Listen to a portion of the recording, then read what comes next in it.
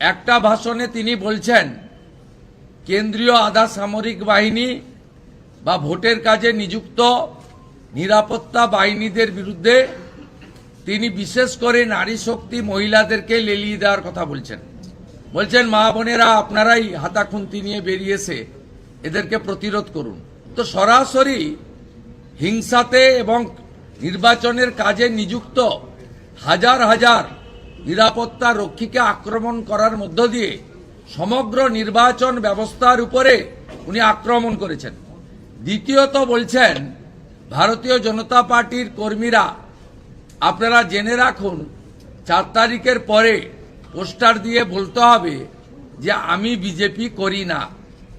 2021 সালে post pole ভায়োলেন্সের নেতৃত্ব দেওয়া মমতা বন্দ্যোপাধ্যায় তিনি আবার নতুন করে বিশ্বের সর্ববৃহৎ রাজনৈতিক দল যারা দেশ চালাচ্ছে 21টা রাজ্য চালাচ্ছে এই রাজ্যের প্রধান এবং একমাত্র বিরোধী দল 2,33,00,000 মানুষের সমর্থন পাওয়া দল তার কর্মী সমর্থকদেরকে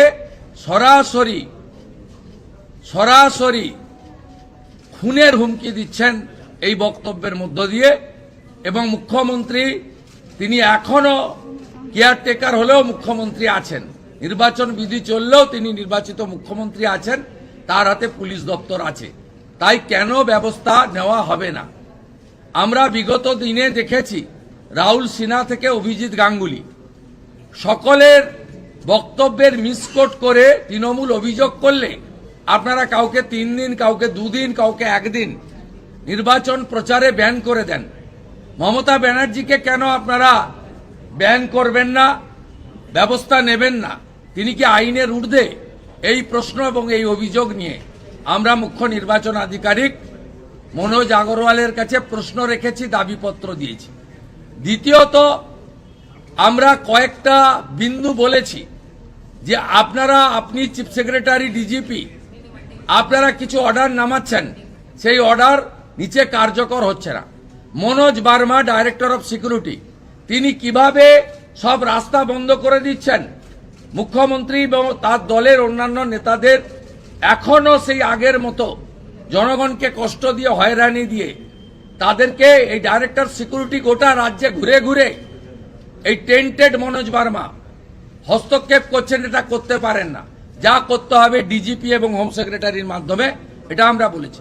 ট্রান্সফার হওয়া সত্ত্বেও জঙ্গিপুরের এসপি মেহেদি হাসান, পশ্চিম মেদিনীপুরের এসপি পলাশ ঢালি কি করে এসপি বাংলো আটকে রেখে সেখানে ইলেকশন কমিশন পাঠানো এসপির কাজে হস্তক্ষেপ করছে, এই প্রশ্ন তুলেছি। এসটিএফ এ বসে থাকা জাভেদ শামীম, আইবিতে বসে থাকা বিনীত গোয়েল কেন এখনো শ্রমিক ভট্টাচার্য, শুভেন্দু অধিকারী থেকে শুরু করে মন্ডল স্তরের বিজেপি কার্যকর্তার ফোন এবং লোকেশন ট্র্যাক করছে? সে অভিযোগ আমরা দিয়েছি, আমাদের কাছেও পাল্টা তথ্য প্রমাণ আছে। অবিলম্বে সিআইডি, এসটিএফ, আইবি এবং ডাইরেক্টর অফ সিকিউরিটিতে ইলেকশন কমিশনের হস্তক্ষেপ আমরা দাবি করেছি। এমসিসি চলাকালীন পশ্চিম মেদিনীপুর, পশ্চিম পাঁশকুড়ার বিজেপি প্রার্থী সিন্টু সেনাপতিকে সিআইডি ডাকে কিভাবে? জেলে থাকাকালীন বিজেপি নেতা রাকেশ সিং এর বিরুদ্ধে হেয়ার স্ট্রিট থানায় 25 মার্চ মামলা হয় কি করে? এই প্রশ্নগুলো আমরা তুলেছি।